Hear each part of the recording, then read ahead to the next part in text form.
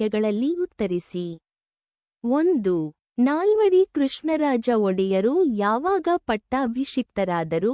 ಉತ್ತರ: ನಾಲ್ವಡಿ ಕೃಷ್ಣರಾಜ ಒಡೆಯರು ಕ್ರಿ. ಶ. 1895ರಲ್ಲಿ ಪಟ್ಟಾಭಿಷಿಕ್ತರಾದರು. 2.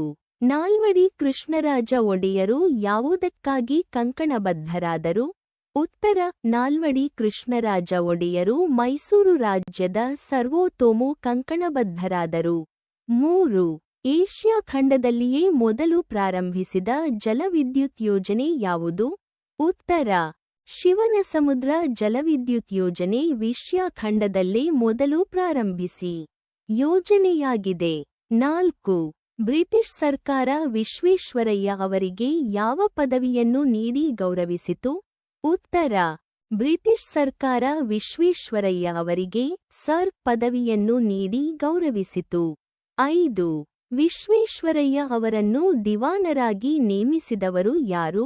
ಉತ್ತರ: ನಾಲ್ವಡಿ ಕೃಷ್ಣರಾಜ ಒಡೆಯರು ವಿಶ್ವೇಶ್ವರಯ್ಯ ಅವರನ್ನು ದಿವಾನರನ್ನಾಗಿ ನೇಮಿಸಿದರು. ಮಾಡಲಾಗುತ್ತಿದೆ. 6.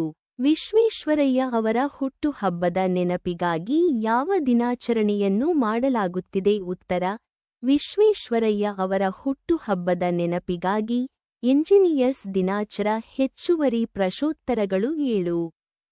ನಾಲ್ವಡಿ ಕೃಷ್ಣರಾಜ ಒಡೆಯರು ಬಾಲಕರಾಗಿದ್ದಾಗ ರೀಜೆಂಟರಾಗಿ ಆಡಳಿತ ನಿರ್ವಹಣೆ ಯಾರು? ಉತ್ತರ: ನಾಲ್ವಡಿ ಕೃಷ್ಣರಾಜ ಒಡೆಯರು ಬಾಲಕರಾಗಿದ್ದಾಗ ಮಹಾರಾಣಿ ವಾಣಿ ರೀಜೆಂಟರಾಗಿ ಆಡಳಿತ ನಿರ್ವಹಣೆ ಮಾಡಿದರು. 8. ನಾಲ್ವಡಿ ಕೃಷ್ಣರಾಜ ಒಡೆಯರು ಯಾವಾಗ ನ್ಯಾಯ ವಿಧಾಯಕ ಸಭೆಯನ್ನು ಸ್ಥಾಪಿಸಿದರು?